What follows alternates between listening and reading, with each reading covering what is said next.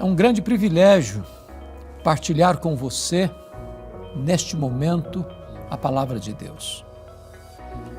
Hoje, para fazer uma espécie de diagnóstico da sociedade, traçar um mapa da realidade, quero falar sobre tempos difíceis. E vamos basear esta mensagem em 2ª carta de Paulo a Timóteo, capítulo 3, versos de 1 a 5. Vamos ouvir a leitura deste texto. Sabe, porém, isto: nos últimos dias sobrevirão tempos difíceis, pois os homens serão egoístas, avarentos, jactanciosos, arrogantes, blasfemadores, desobedientes aos pais, ingratos e irreverentes, desafeiçoados, implacáveis, caluniadores, sem domínio de si, cruéis, inimigos do bem, traidores, atrevidos, enfatuados, mais amigos dos prazeres que amigos de Deus, tendo forma de piedade, negando-lhe, entretanto, o poder. Foge também destes. O mundo onde Paulo vivia e quando Paulo escreveu estas palavras estava absolutamente de pernas para o ar. A cidade de Roma, a mais poderosa e populosa cidade do mundo, havia sido incendiada criminosamente. Mais de 1 milhão de habitantes. 70% da cidade arrasada. Foram 7 noites e 6 dias de incêndio. O imperador da época, Nero, colocou a culpa deste criminoso incêndio nos cristãos e começa uma brutal perseguição. Os cristãos foram crucificados a ponto de faltar madeira em Roma para fazer cruz. Quando não tinha mais madeira, os cristãos eram amarrados nos postes, cobertos de piche e queimados vivos para iluminar as noites de Roma. Um verdadeiro massacre, uma perseguição brutal contra os cristãos. Naquelas alturas, Paulo era o grande líder do cristianismo no Ocidente. E ele começou a ser procurado, caçado, até que botaram a mão nele. Talvez em Trode, na casa de Carpo. Jogaram Paulo na masmorra Mamertina, em Roma, um lugar escuro, insalubre, de onde as pessoas saíam leprosas ou para o martírio. Desta prisão desumana, Paulo revela no capítulo 2, verso 9 desta carta, que ele foi preso ali com a acusação, ou sob a acusação de ser um malfeitor, um criminoso, um bandido, o líder dos incendiários. Em virtude disso, ele confessa no capítulo 1, versículo 15, que todos os da Ásia o abandonaram. Gente que o conhecia, que sabia da sua integridade, da sua inocência, mas se acovardaram. No capítulo 1, versículo 8, o próprio Timóteo, seu filho na fé, o destinatário desta carta, estava com vergonha das suas algemas. Marcaram a primeira defesa de Paulo, uma audiência para ele apresentar suas testemunhas, mas com medo de retaliações, da opressão que era desumana e cruel, ninguém compareceu lá. Todos abandonaram Paulo. Na verdade, o apóstolo escreve esta carta como a última epístola, já no corredor da morte, aguardando o dia da sua execução. E é nesta carta, no capítulo 3, conforme ouvimos a leitura, é que Paulo vai fazer uma espécie de diagnóstico dos seus dias, apontando certamente para os dias em que vivemos.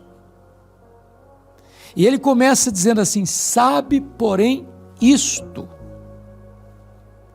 Ou seja, há muitas pessoas que parece que não sabem, que vivem cegas, desantenadas, desligadas da realidade, vai deixando a vida levar. Não conseguem enxergar o que está por trás do que está acontecendo. E Paulo traz esse alerta de Timóteo: sabe isso, Timóteo, você precisa entender as coisas, você precisa fazer uma leitura do seu tempo, você não pode ser um alienado. E Paulo diz: sabe, porém, isso, nos últimos dias sobrevirão tempos difíceis. Esses últimos tempos começaram lá na primeira vinda de Cristo e acontecerá até a segunda vinda de Cristo. Mas a palavra difíceis aqui no grego é a mesma palavra para aqueles endemoniados gadarenos, 2 endemoniados gadarenos, que a Bíblia diz que eles estavam furiosos. O que Paulo deseja retratar para nós é que esses últimos dias são dias violentos, como que inspirados por uma força maligna, destruidora, avassaladora, que vem como uma tempestade, jogando tudo por terra, que vem derrubando pilares da sociedade, que vem destruindo os fundamentos da sociedade, que vem desconstruindo os valores da família, que vem impondo o terror da violência nas ruas. Dias difíceis. Os nossos dias são dias difíceis. Mas no diagnóstico do apóstolo Paulo, estes dias difíceis podem ser resumidos em 3 palavras. Ele coloca aqui esse diagnóstico sombrio, mas eu vou resumir essas palavras todas aqui em 3 delas, que penso eu serem as linhas mestras do pensamento do veterano apóstolo. A primeira delas, ele diz assim no verso 2: pois os homens serão egoístas. O ponto que eu quero destacar é o seguinte: o mundo está como está, de pernas para o ar, onde não só há uma tolerância ao erro, mas há uma inversão de valores, onde se aplaude o vício e se escarnece da virtude, onde se celebra a cultura da morte e não se defende o valor da vida, onde a família é destruída a olhos vistos e as pessoas acham que isso é um avanço, onde a sexualidade é coisificada, banalizada, animalizada, e acha que isso é o suprassumo das conquistas sociais. Tudo isso está desse jeito porque o amor foi colocado às avessas, está mal direcionado. E ele começa, portanto, aqui: pois os homens serão egoístas. Essa palavra no grego é philautos, vem do amor filia no grego, autos é você mesmo. Então, o grande problema da sociedade é o amor a si mesmo, em detrimento do amor ao próximo. O verdadeiro amor não é egocentralizado, é outrocentralizado, não é egoísta, é altruísta. Mas uma sociedade corrompida, maligna, governada por esses dias furiosos, cada um pensa em si, cuida de si, se importa consigo, explora o próximo, avilta o próximo, agride o próximo. Jesus pontuou isso muito bem na chamada parábola do bom samaritano, quando um homem descia de Jerusalém para Jericó e caiu nas mãos dos salteadores, que o deixaram à margem do caminho sangrando. Passou por lá o sacerdote, o viu assim, passou de largo. O levita também passando, olhou aquela cena e passou de largo. Porque cada um está pensando em si, no seu conforto, não quer se envolver. Cada um por si, Deus por todos. E desta maneira nós vivemos numa sociedade que tantas vezes segue a linha dos salteadores. O que é meu, mas o que é seu vai ser meu também. Ou segue a linha da filosofia do sacerdote e do levita. O que é meu, o que é seu, cada um por si, Deus por todos. Não estou nem aí com o que você está vivendo, sentindo ou sofrendo.